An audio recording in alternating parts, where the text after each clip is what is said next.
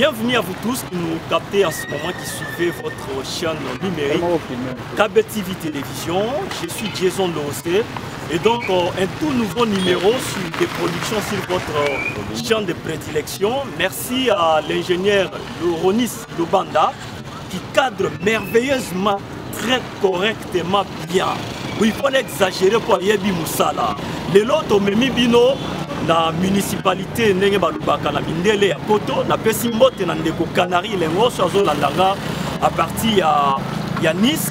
Donc tobandi un tout nouveau numéro, premier numéro ya sport pour la année 2022 et donc masolo bandeko basenga ki biso bana o balingara sport na pesi mbote au passage ya Maman Madeleine Nikomba, moko ya ba maman oyo azana souci ya ko pousser jeunesse sportive pour tout le monde qui a l'occasion appuyer qui équipe il y a place na ba moyen pour na ko se ressourcer na ba entraînement na bango to pesi mbote na maman Marie Mwape oyo azana besoin pe accompagner jeunesse sportive mais lisusu pour na bandeko ba yebi masolo Canary lengo ça ko contredire ngate bandeko ya asanage.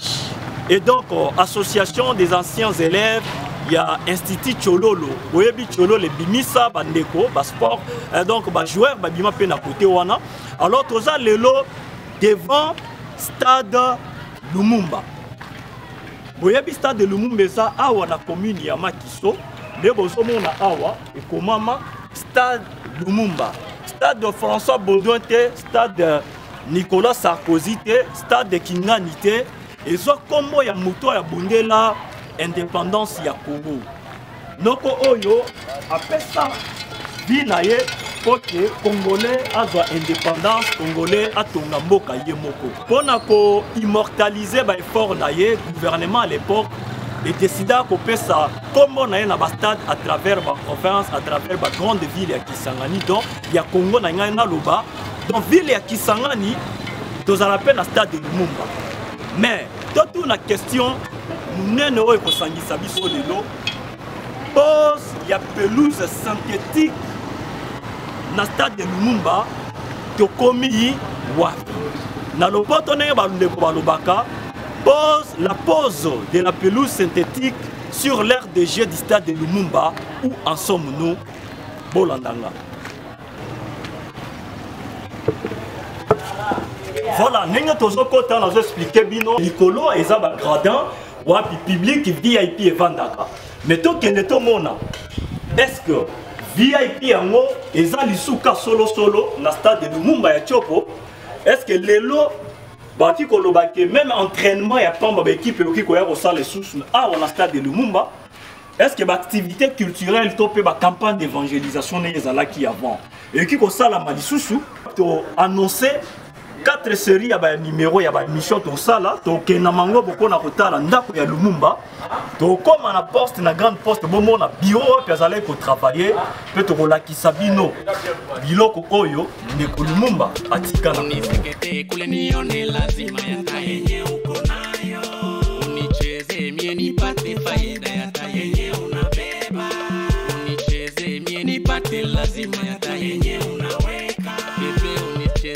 Nipate faida ya tae tingizika kwenye uko nasema cheza pale uko miziki yetu ya Kongo miziki yetu inakuya miziki yetu ya moto miziki ya miujiza miziki ya bapatere miziki yetu ya Yesu miziki ya moto miziki ya mundenga miziki ya machabu inafika saa kulalamika twende tulalamike mundenga na lalamika kasi bote tulalamike moja mbili tatu yeule mundenga wa moto tingiza kichwa rusha meshe zungurusha plante tingizika kwenye uko nasema cheza pale uko miziki yetu ya Kongo miziki yetu inakuya miziki yetu ya moto miziki ya miujiza miziki ya bapastere miziki yetu ya Yesu miziki ya moto miziki ya mundenga miziki ya majabu moto Afrika na wakamoto miziki naleta mambo miziki yetu ya Kongo miziki yetu ya miujiza muchezwe na leta mambo tutacheza na Mundenga Mundenga na leta moto muchezo ya Afrika tutacheza na Mundenga tukwacheza mbili tukamatane mbili wangu njombi na kamata wako ya ule kule moto cheza na ye shuka chini twende chini shuka na ye cheza na ye bila boka nisha sema cheza na ye niko sema bado kabia sikata lola cheza na kabia sikata lola niko sema cheza na ye shuka chini moto Afrika na waka moto come on muziki naleta mambo muziki yetu ya Kongo muziki yetu ya miujiza muchezwe na leta mambo tutacheza na Mundenga Mundenga na leta moto muchezo ya Afrika tutacheza na Mundenga tukwacheza mbili tukamatane mbili wangu njombi na kamata wako ya ule kule cheza na ye shuka chini twende chini shuka na ye cheza na ye bila boka nisha sema cheza na ye niko sema bado vile bila sema na ye bila toka kabia sikata lola niko sema cheza na ye shuka chini hey Yesu shiri mama na Mundenga na leta moto muziki na leta mambo muziki na leta mambo muziki na waka moto Kibos no that's gage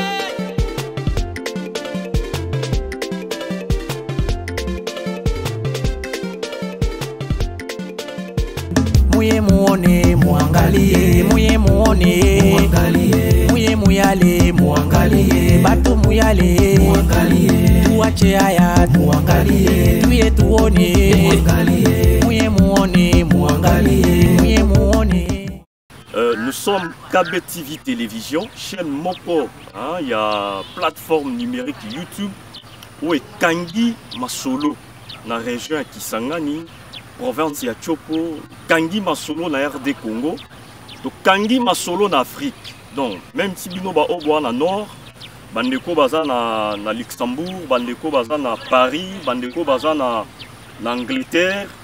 Bandeko baza na ISA pour les Congolais, belé pe ba diaspora balanda biso na ISA. On est en train d'avoir des feedbacks. Merci à vos encouragements, merci na ba commentaires na bino. Obo le marate ko tia biso na ba numéro na biso eza na ba ya ba écran na bino numérique. Tu bisi bino ke KB TV ezo sangisa maele po sepelisa bino su ya koleka na 2022 oyo. C'est vrai que 2021 et l'équipe bozala ki belé Obolexa qui ba message de Venabino au travers chaîne Oyo ba congolais diaspora communauté africaine et l'andakayango et belé donc ba malien ba sénégalais abino nyonso boza connecté à vous tous qui suivez nos émissions à chaud. Nous vous disons de votre fidélité manifeste et nous vous convions à pouvoir renouveler cette même confiance avec beaucoup d'énergie pour cette année 2022 et vous ne serez jamais déçus. Kambak ici à Kisangani, vous voyez derrière moi, l'affiche est écrit Stade Lumumba. Ah, on a bino bandeko boyebi, bakinoa, bachopole, balushwa na batunyoso baleka na Grande Orientale à travers ville historique hospitalière chargée d'histoire. Bayebi masolo abisiko tozali. Awa nazo sabino ke tozana na concession moko teza osibir lotissement. Toana zamba to ifala ki balona café ndenge toyoka na banemo boki Kisangani ifala eko mabilanga ya café. Awa eza milliers infrastructure sportive wapi ba joueur ba beta kabali football. Tomona na terrain oyo ya stade de Lumumba. Awa na commune ya Makiso eza na rond-point croisement d'avenue Kabola commune ya Makiso miroir.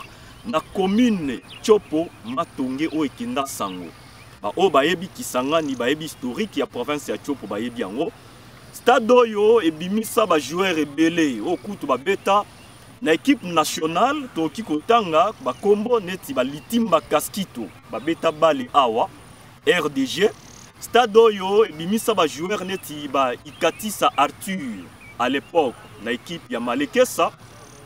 Stade Oyo betisa ba joueur comme ba Soleil Mosindo. On a zopé Sambote, il fit à un moment député provincial à la province Nabiso. Stade Oyo et Kinasango. Mais lelo ya okamwa Stade de Lumumba, ceux qui kolo o ba pesa kombo lelo à la muki na habité so ya na courage. Il y a réclamer l'issue indépendance ya pays to pe ko luka ko vanda plutôt na commune ya Mangobo wapi azalaka to memela bino prochainement historique il y a adresse wapi Lumumba zala na Kisangani.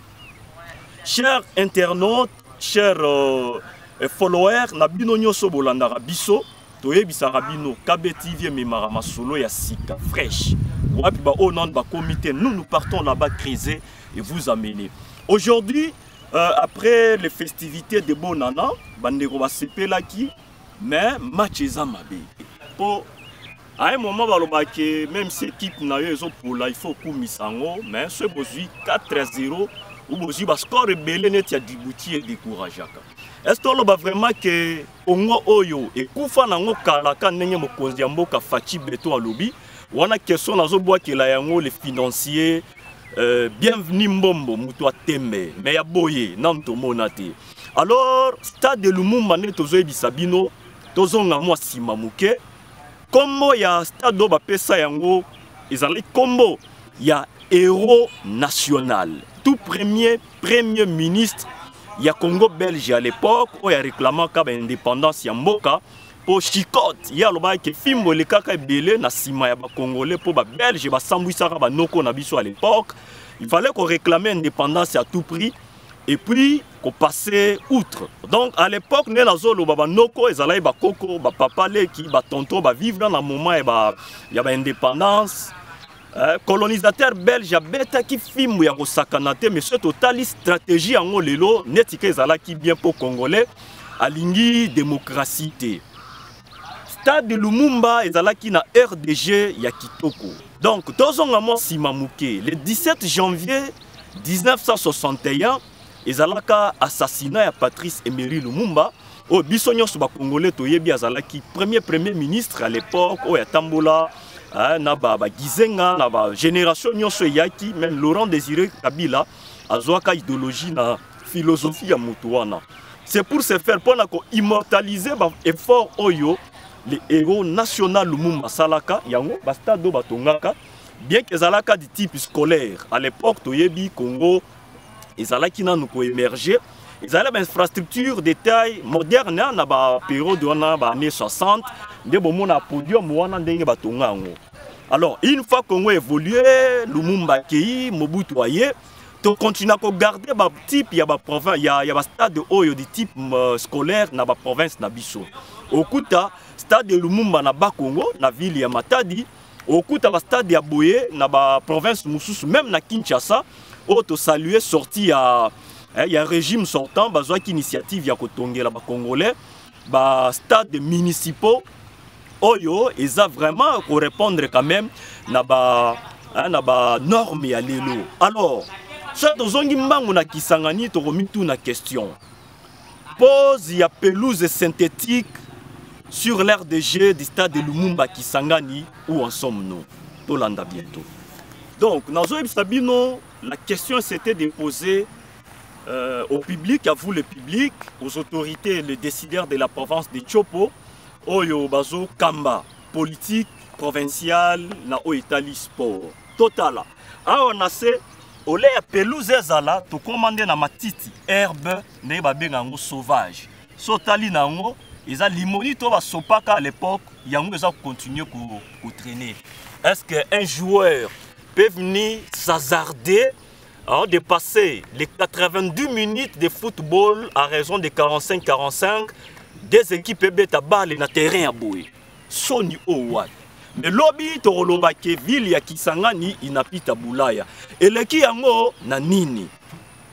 Province ezwaka initiative au travers gouvernement où ils ont continué les lois, tout en combo pour comme ils ont cité le gouverneur suspendu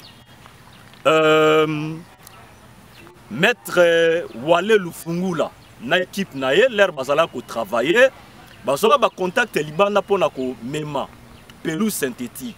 Alors pelouse synthétique esengaka te koya ko bwaka ngo likolo matiti o déjà etomboka. Il faut qu'on arrange, qu'on modernise, qu'on réhabilite stade de Mobimba. Yango bomoni, ba bimisa nyons tout ezalaka ya stade, ba travaux préliminaires et bandaka nango ne bozo mona na ba gradé wana ya ba type scolaire. Ba année dont on lo ba ke ba mois eleki, ti lelo masolo ango neti kaka ezoye banate. Ba sayela rabiso makelele non les conteneurs o ezalaka na pelouse synthétique wana et comme qui déjà na port il y a SCTP awa au bayebi donc port il y a ex Onatra awa na Kisangani na commune ya Makiso tozelaki biso ba panzisango to kende to mona pona bino to la kisabino parce que après tout mon ya province nde il fallait que bima pona ko somba pelouse wana pe pona ko bongisa stade et faciliter promotion et faciliter organisation de la compétition de football pour que l'équipe nabiso mata lobby ba joueur o e ba kolukape ba remplacer ba litimba kaskito na ba équipe nationale ba ne peut ko beta na ba équipe ya minene ba bima awa to pesi mote na international junior baumeto azalaka moko ya ba joueur o ya betaka na équipe ya Makiso awa ayebi masolo ya stade mais akokamwa bandeko Kutu poto comme à la place Otoza, il fallait nyatanyoka quelque part. Il fallait que les canaux simbiliki. Bana noko bana ya ni batoto ya Kisanga ni banye munayu ya masolo ya lobesa na mole munayu ya masolo ya simbiliki. Simbiliki alanja toka ku stade de Lumumba. Atujue kama tuseme nini. Alors, on se rappellera également que le secrétaire général au sport, secrétaire général ya Congo Topataye, Barthélemy Okito ya lekaka aona Kisangani a visitaka. Le début timide ya ba travaux o ba prometaka biso ke misale ko umelate kalate stade de Lumumba za okoma pimpan neuf mais ti lelo de côté. Abeta masolo non, il fallait réhabiliter cette stade, le rendre encore beaucoup plus moderne, batonga même des stades donc du type terrain moko na du type fermé. Au Minisport et permettre la discipline sportive Moussousou et Betamaka. Awa Teresa Mounene, ce côté ma solo spoliation, pour comprendre que Congo Ango, Totu Nanaka, est-ce que c'est un coup Fakane Balobaki? Ce Tozongi Sima, Mokonzambo Kafachi Beton Lobby, Yaroyi Baeza Lissousute et l'autre. Bon, total la race, responsable, décideur dans le secteur et sport. À moi, ne imaneno. Ce total, poto anakuna et community repère, repère y a ba forestier, ne ba kenda ko luka ko sala ba traçage na période de lotissement ya ba concession topé ya ba terrain. Poto inabaki ya fantaisie mu terrain. On ne sait pas tolobanini. Gouverneur ad intérim Abibou Sakapela Mungamba bin Maurice Topé, Tozongelango, Abibou Sakapela, Bin Mungamba Maurice, Ayaki, l'herbe annoncaka retour, il y a réplique, il y a relique, il y a corps, il y a Lumumba, parce que Nengestado va faire ça comme on a et Zalaka retenu parmi les sites stratégiques Oyo, le protocole de manifestation, Falaka, délégation et les Kanaawa. Gouverneur en intérim, Maurice Abibou ayaki ko visiter na équipe naye pour pousser les travaux à nouveau babongisa stade oyo mais kanenge masolo ngo elalaki tolobaki match ya twende tulala mike munenga na lala mikaka sibote tulala mike moja mbili tatu yeule munenga wa moto tingiza kichwa rusha meshe zungurusha plante tingizika kwenye uko nasema cheza pale uko miziki yetu ya Kongo, miziki yetu inakuya, miziki yetu ya moto, miziki ya miujiza, miziki ya papastere, miziki yetu ya Yesu, miziki ya moto, miziki ya munenga, miziki ya majabu. Moto Afrika na waka moto, miziki naleta mambo. Miziki yetu ya Kongo, miziki Mchezwe na leta mambo tutacheza na Mundenga Mundenga na leta moto mchezo ya Afrika tutacheza na Mundenga kwa cheza mbili tukamatane mbili wangu njombi na kamata wako ya ule kule moto cheza na ye shuka chene twende chene shuka na ye cheza na ye bila boka nisema cheza na ye nikosema bado fadia sikata dola cheza na fadia sikata dola nikosema cheza na ye shuka chene moto Afrika na waka moto miziki na leta mambo miziki yetu ya Kongo miziki yetu ya miujiza mchezwe na leta mambo tutacheza na Mundenga na leta moto mchezo ya Afrika tutacheza na Mundenga tukwacheza mbili tukamatane mbili wangu njombi na kamata wako ya ule. Comme on le disait tantôt, match ya mabe. Vous devez comprendre que stade de Lumumba oyo tosuki la nango wa. Botala awa ne ba communiquer sur bazala zala. Mais soit lelo lobby okota na ba gradin oyo to la vestiaire na éviter ce qu'on risque on a 2 minutes on risquer pour risquer yo avant même aux ala libanda. Alors je salue de loin mon club sportif, il y a Chopo, il y a Kisangani, mais plutôt il a évolué dans le secteur, il y a cyclisme. Canary Lengos, filoté à Limas. Donc, l'image japonaise, il fallait que tout le partenaire extérieur pour le gouvernement congolais. Le gouvernement et province il y a Chopo pour match. Est-ce que la ville Kisangani a subir discrimination négative na stratégie nationale pour le gouvernement Mboka et penser que Bundisco tongue la biso mais ça coûte combien? Tozo ka ke koto balia qui 250 millions, tozo ka koto balia qui 13 millions, mais pourquoi pas mettre ne serait-ce 2 millions à pour na kotongi là? Hein, pour réhabiliter stade opena et répondre na moi ba norme moko problème.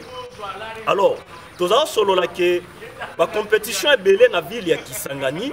Et comme il y a un terrain scolaire, il y a Institut Athénée de Kisangani. Mais allez-y comprendre, allez-y voir, pelouse Nineza, pelouse Koutueza, Théana Matiti, ou Beta Koukou Bikolo, Kanenge Tozomona Awa. Les compétitions provinciales, les Akobeta Mora. Les joueurs, ils ont un massue à Kouei, seule ligne de boucanité, il faut les coller. Alors, KBTV comprendre, j'ai le non, toi tu es le retard. Qu'est-ce qui bloque et puis etani ni lelo stade de Lumumba ezana ce boyo qui pembeni na biso toi na zandu tene na isabino mais les élèves au babima qui l'école ba komi pia kokotaka awa pona ko passer batin na bango inutile wapi délinquance juvénile lisusu komi komata comme na stade de Lumumba na air ya ba 15 16h 17h chez Kulu na ziote so ba liyo yo chombote so ba zio biloko mbongo ezana poche te ce que ko lekate. Donc, on a un stade de Lumumba comme bastion et bomba melo. Nenge ba pasteur balobaka ya ba kuluna. Ma bange koma kobeta ma awa police kuto za la kanango lisusu te donc to yebite to lobalini. Est-ce que cette image honore au moins les efforts qu'avait fourni les héros nationaux Patrice Emery Lumumba. Chebotali likolo bokomona kombo wana. Alors on ne comprend plus. Le long la question est de se poser la pause, il y a pelouse synthétique dans le stade de Lumumba ou en sommes-nous. C'est à vous de tirer toutes vos réactions, vos suggestions, vos réponses, vos propositions, vos observations. Il fallait, comme la mission a numéro, la mission est au bas de votre écran numérique. La rédaction centrale, il y a KBTV et pour capitaliser pour répondre bino. Tout est comment évoluer. Les lots, ma solo. Dans le secteur, il y a football, les amis. Parce qu'on ne peut pas parler de match de football sans un stade. Les 6 communes, il y a ville, il y a Kisangani, il y a un terrain, il y a des communes, mais le terrain, on a sorti les amis. Bon, la musique, nous étions à Kokoti et Boti na kati stade de Lumumba. Chez Okoti Awa, Matiti Mabe école plus de 1 mètre. Au Goleka, donc Awa Tozali, Botala, Gradin Yango Oyo. Tovandi likolo mabaya ba tiaka ngo depuis to éviter interpellé le gouvernement provincial, interpellé le gouvernement national, parce que ma solo na stade de Lumumba ils ont qualité. Nous quittons beaucoup de lobby, comme ils égorgé parce que dans la région pembeni qui a combattu ma rapport ça la crime na bango. Alors insécurité comme même tout autour il y a bateau vendre na bisika stade des ali parce que na butu moyen to le kabato bazo ganga awa machete comment robima awa. Alors est-ce qu'il faut toi réfléchir na côté mususu que ceux qui gouvernement provincial des okaté il y a exécuté ba travaux correctement yemoko soit lobbying ya malamu ezo le katé est-ce que to benga batu ya libanda petit nanga Ronix Kuto azala na ba feuille na ye c'est un baron silencieux qui peut na ko sali sabino ingénieur Doudou depuis Londres nous vous disons qu'il y a Kisangani masolo ya football et Koufi nango pour compétition ezo beta manango malamu te to comme on ba beta balle na terrain à tenir mais ko umela te lobby va trouble les autres la police coûte contenir foule parce que et ça sécurisé les lots tobengana. Il y a quelques 2-3 années passées, collation des grades de Kouti Salamaka, gradin au Ezalaka officiel, la jeunesse intellectuelle, qui capitalisé le stade de Lumumba pour la sala, cérémonie à haute en couleur, une grandiose de cérémonie, tout le monde a fanfare et betamaka, les lots, même matin, il n'y a pas de qui organisé un mot awate. Même awa lobby tozala komona ba concert betama awa tchala mona beta concert awa weranto na beta concert na stade oyo Kofi Olomide le Quadracora ayaka Kisangani production culturelle les ala osalama awa tolo baté ba campagne d'évangélisation le peuple de Dieu venait passer de bons moments ici sous la lumière de l'Éternel. Pasteur nini o lelo ki ko kende na mairie ko solliciter espace il y a football au espace il y a stade de Lumumba pour na aya ko sala ba activité ba campagne d'évangélisation to lelo se ba lobby que organiser donc ba cérémonial wana il y a retour il y a ba relique il y a Patrice Emery Lumumba to goya nango wati. Alors il est temps il y a ko interpeller congolais nous soit conscience to banana na autorité ba dirigeant kotala qu'est-ce qu'on peut faire pour sauver la situation. Ce moment où il y a un stade ya sikemona inamute ne serait-ce stade oyo bobongisa yango réhabiliter stade ezo senga combien que la province n'a pas donc il n'est pas etozo na pas est il faut y interpeller les sous les colonisateurs belges ya zongo pona ko bandela masolo batiki la biso ba stade batiki la biso ba port ba immeuble za awa mais maintenant ces ateka ndenge ba historien ba lobela rabiso l'agence Cram aloba avant l'indépendance est égal à l'indépendance mais le lot ce tosali est égal à ngo makambu tout eza nango déjà ya kubeba donc mboka ekufi tonini bon répondre moi je pense que la phrase de Félix Tshisekedi le béton oyo et c'était vraiment pour se moquer des Congolais ou faire une déclaration un aveu d'échec soit les arabes qui façon à koyer biso ba congolais qu'il faut fournir ben effort pour bander la histoire et comment histoire na biso ya sika il faut qu'il y ait une volonté de faire détournement te pour le catalogue ba na kit ya gestion aux ambongo na poche et puis comment continuer à souffrir c'est une descente aux enfers to éviter lobby quand les arobetama na Cameroun. Vous voyez combien de fois Cameroun est rattaqué organisation à se concentrer qui a kotonga ba stade. O eza ya kotonga ya ko réhabiliter eza ya ko réhabiliter lelo. Quand les appelés il y a RDC Cameroun est ça musikate. Mais qu'est-ce que la Cameroun a richesse nino mboka on les alango ya kolika ya Congo pour que lobby biso peto zoa t'organiser quand n'est pas na biso. Alors troisième ville il y a Congo, une ville cosmopolite. Une ville où le goût des sports se fait sentir. Ouais, les joueurs, la jeunesse sportive, ils ont continué à mettre dans nos balles, dans l'avenue. Allez-y voir les avenir en moi, ils ont ni bachaka li banga koto, bacheli banga koto pour nous mettre balle. Il ne faut pas l'inzaki. Le stade de Lumumba, matiti et l'équipe est comme une concession kalate coup de faut pas kabona mapango pour battre tonga ta banda ko mabele. Donc Mukisanga ni ville tout qu'on a sumulia. masolo ya match ekomubaya football inakufa parce que leo stade de Lumumba aina ya kusema match ekomubaya. Tout le gâteau chité. Voilà. On chie pas dehors. Là, Ouais. ouais. On chie d'abord à partir d'ici, dehors tu introduis. Bon, comme ça là. Et donc nous avions amené dans cette balade, dans la scène de stade de Lumumba ici, dans la ville de Kisangani, précisément au Tchopo, la Kisabino, étant ni stade de Oyo, et commis parce que pour la bino, bozala banda, bato, bandeko, balanda KBTV, comme solo et stade de Lumumba, réclamant qui chaîne na bango qui t'atterra. Pour la réalité. Donc aujourd'hui on peut conclure qu'il n'y a pas de vie au sein du stade de Lumumba.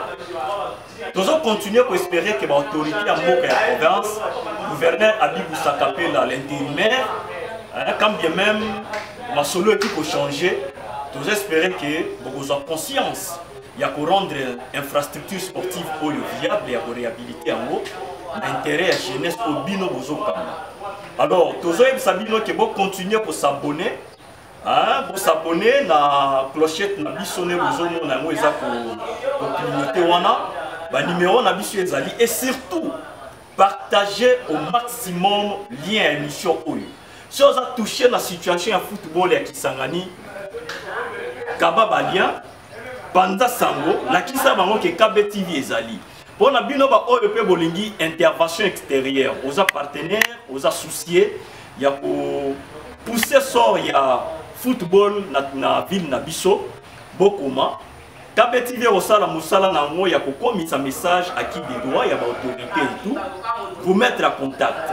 Alors, merci à vous tous. Je commence par remercier les youtubeurs au Baso continuer pour renouveler confiance dans Bino. Nous avons annoncé Biso qu'après le numéro, dans la émission spéciale Voya Karaté, nous allons vous annoncer qu'il y a une émission agent.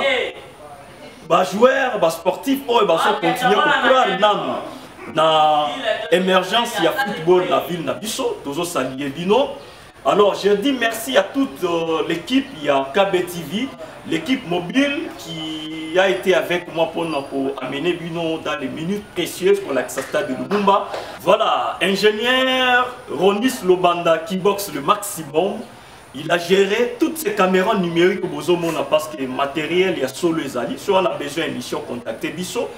À la fois, il y a un design pour la Bongissama Soleil à la Kitoko. Bienvenue, Momo, le financier de cette émission.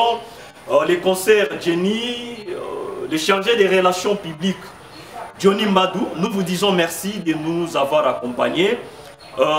Canary Lengos, Aliments depuis la France, concert, suggestion, accompagnement Nayo, Namba, nous vous disons merci. Toza Kaka Awa. Muye muone muangalie, muye muone muangalie, muye muyale muangalie, batu muyale muangalie. Tuache haya tuangalie, tuye tuone muangalie, muye muone muangalie, muye muone. KBTV remet Mabino au cœur de l'actualité et ça sera un nouveau titre avec un ou des invités. À tous et tous, continuez à passer de très bons moments en nous suivant et surtout, n'oubliez pas de vous abonner. Je suis Jason Dieudonné Lossé, au prochain numéro. Ouais.